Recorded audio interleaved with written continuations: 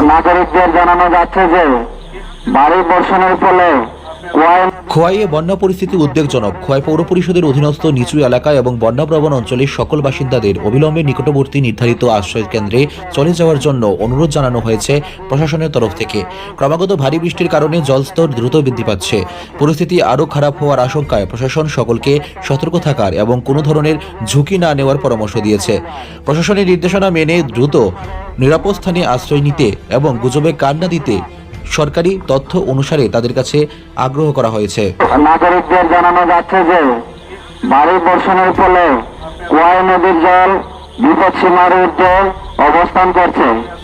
তাই নিম্ন অঞ্চল এলাকায় যে সমস্ত নাগরিকরা রয়েছেন, আপনাদের কাছাকাছি শেল্টার হাউস লাউচড়া হায়ার সেকেন্ডারি স্কুলে খোলা হয়েছে। আপনারা অপেক্ষা না করে শেল্টার হাউসে অতি সত্বর চলে যান। ইতি আদেশ অনুসারে মহকুমা প্রশাসন, কোয়াই, ত্রিপুরা।